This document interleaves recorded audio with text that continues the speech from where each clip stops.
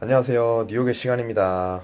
오늘은 지인인 레지쿠님과 혹시 돌쿠스 속에 그 개체들이 분간이 안 되시는 분들을 위해서 제가 간략하게 제가 있는 개체 한에서 소개시켜 드리도록 하겠습니다.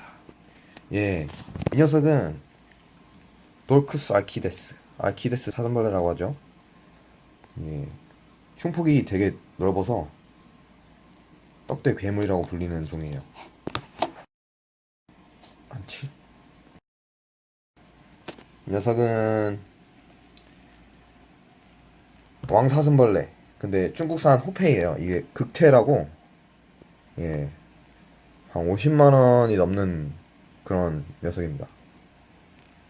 예, 진짜 예술이죠. 일본에서 사온 개체고요.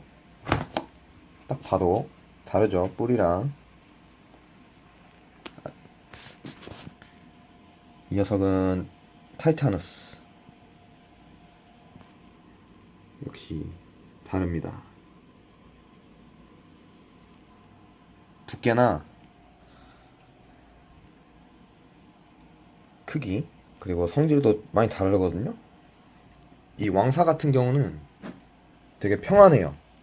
되게 온순하고, 그래서 손을 이렇게 넣어도 물지 않습니다. 이 녀석은 좀 까불고 화를 잘 내요. 얘가 물려고. 이 녀석도 북부 타이타누스 북타라고, 진짜 포악하고 진짜 엄청난 파괴력을 지닌, 제가 가장 마음에 드는 녀석인데, 이 녀석은 턱이 이렇게 굵지 않아요. 근데 이 녀석이 저희 집에서 가장 센 녀석입니다. 최강. 그리고 이쪽은 안테우스, 인도산, 저번에 소개해드렸던 안테우스예요. 자, 한번 같은 왕사슴벌레이긴 하지만 엄청나게 다르다는 걸 보여드리겠습니다. 일단 사이즈부터 다르지만, 자, 턱부터 다르죠. 몸체도 다르고 동글동글한 몸매, 그리고 얘는 좀 더 각진 몸매. 왕사슴벌레, 안테우스 왕사슴벌레. 좀 더 근육질인 몸매를 가지고 있어요. 반짝반짝거리고 광택 있는. 좋습니다. 원래 이쯤에서 마치려고 그랬는데 제가 가지고 있는 사슴벌레 조금 더 소개시켜 드릴게요. 자, 일단 좀 옆으로 치우고, 이거는 여러분들이 많이 알 거예요. 뮤엘러리 사슴벌레라고, 무지개 사슴벌레라고 알려져 있죠. 호주산. 짜잔. 예, 진짜 광택이 진짜 아름답습니다. 진짜. 와우. 이 녀석은 블랙이라고는 하지만 완전 블랙이 아니고 그냥 진짜 어두운 계열. 이 녀석도 한 힘을 하기 때문에 아픕니다, 가끔씩. 이 녀석은 아프리카 산지. 이 녀석이 가면사슴벌레 멜리예요. 아직도 좀 휴면기 같은데, 시기가, 예, 자, 이쁘죠? 사슴벌레 중에 멜리 암컷이 제일 이쁜 것 같아요, 제 생각에. 내려가. 네, 영상 재밌게 잘 봤습니다. 언제나 양질의 영상을 보내주시는 뉴욕의 시간님 감사드리고요. 도르커스라 좋죠. 많은 브리더분들이 좋아하시는 개체들이긴 한데 저는 제가 이전에도 말씀드렸다시피 도르커스 개체들은 별로 관심이 없어요. 그 이유가, 저는 기본적으로 색깔이 들어가 있는 개체들을 좋아합니다. 예를 들어서 뮤엘러리나 람프리마라든지 아니면 뭐 멜리사슴벌레라든지 검은색이 아닌 좀 밝은 색이 들어가 있는 개체들을 좋아해요. 실제로 제가 지금 브리딩하고 있는 사슴벌레 개체 영상들을 보시면 기라파하고 크레나투스를 제외하고는 전부 색깔이 들어가 있는 개체들입니다. 애당초 검은 색상을 띠고 있는 사슴벌레 개체들은 한국에서 워낙 브리딩을 많이 했었기 때문에 참고로 한국의 널쩍사슴벌레와 왕사슴벌레도 같은 도르커스 속의 개체들입니다. 널쩍사슴벌레는 도르커스 타이타누스라고 하고요. 왕사슴벌레는 도르커스 호페이라고 합니다. 다만 산지가 틀릴 뿐이죠. 한국산이냐 중국산이냐 아니면 일본산이냐 그 지역의 차이만 있을 뿐이에요. 물론 저는 왕사슴벌레는 브리딩을 해본 적이 없습니다. 톱사나 널프사 그리고 이제 애사슴벌레 같은 굉장히 좀 흔히들 키우는 개체들을 브리딩을 했었고, 왕사 같은 경우는 그 당시에는 굉장히 비쌌던 개체라서 키워볼 기회가 없었어요. 한 13년 정도 전에는 왕사가 기본적으로 5에서 10만원 정도 했었기 때문에 아무래도 초등학생, 중학생이 구매를 하기에는 조금 부담스러운 가격이었죠. 그리고 뮤엘러리 개체는 저도 지금 노말 개체를 브리딩을 하고 있고요.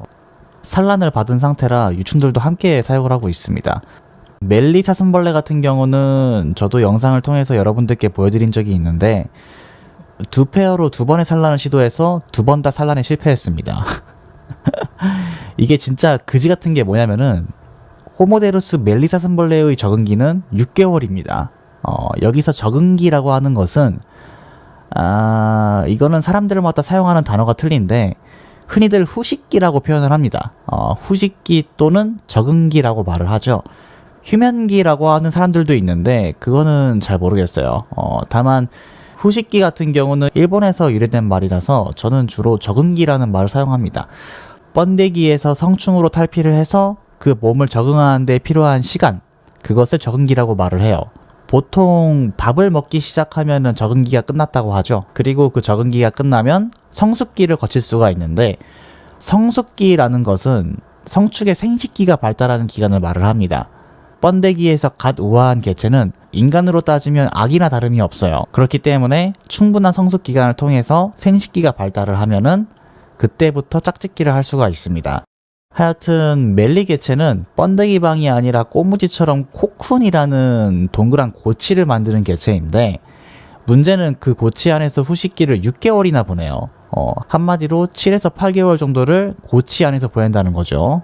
그렇다 보니까 얘들이 고치 안에서 무사히 변태를 하고 우화를 했는지 아니면은 그냥 죽었는지 고치 안의 상태를 알 수가 없는 노릇이고, 만약에 후식 기간이 끝나기 전에 고치를 열어볼 경우에 스트레스로 죽거나 하는 경우가 굉장히 잦다고 합니다. 이게 참 별거 아닌 것 같지만 브리더 입장에서는 굉장히 까다로운 부분이에요. 산란을 받기에도 좀 까다로운 개체고요. 어느 정도 브리딩 경험이 있는 일본 브리더 분들도 많이 실패하는 개체라고 합니다. 저 같은 경우는 두 페어 모두 후식 기간이 끝나지 않은 개체들이 왔었어요. 얘들이 언제 우화를 했는지 도저히 알 수가 없는 거야. 판매자도 알 수가 없어. 그 이유가 그 멜리 개체들이 이 판매자가 브리딩했던 개체들이 아니었어요. 제가 다른 개체들을 구매를 할 때 항상 구매하던 이 판매자한테 혹시 멜리 구해줄 수 있냐고 요청을 했더니 이 판매자가 다른 개인 셀러한테서 구매를 한 거야. 그리고 나한테 보낸 거지. 근데 그 개인 셀러가 기록을 해두는 사람이 아니라서 애들이 언제 우화를 했고 언제쯤 페어링을 할 수 있는지 알 수가 없는 거야. 설령 밥을 먹는다고 해도 성숙기가 따로 있잖아. 그래서 뭐 이도 저도 못하고 두 페어 모두 죽었습니다. 물론 제 산란 세트에 문제가 있었던 걸 수도 있는데 제가 보기에는 별다른 문제는 없었거든요. 하여튼 그래서 저는 멜리는 사육을 포기했고, 그 뉴욕의 시간님이 얼마 전에 일본에서 멜리를 구매를 하신다길래 부탁을 했습니다. 솔직히 두 페어를 브리딩 해본 입장에서는 큰 기대는 안 하고 있어요. 정확한 사육 기록이 있거나 본인이 직접 유충부터 기록을 하면서 키우지 않는 이상은 브리딩이 힘들어 보여요. 그래도 뭐 잘 브리딩해서 산란을 받기를 내심 약간은 기대를 하고 있습니다. 아무래도 저보다 좀 사육 스킬이 높으신 분이라서 잘 할 수 있지 않을까 싶어. 네, 오늘 영상은 여기까지고요. 재밌게 영상을 보셨다면 좋아요와 구독 잊지 말고 꼭 부탁드리겠습니다. 모두 영상을 시청해주셔서 감사합니다. 뿅!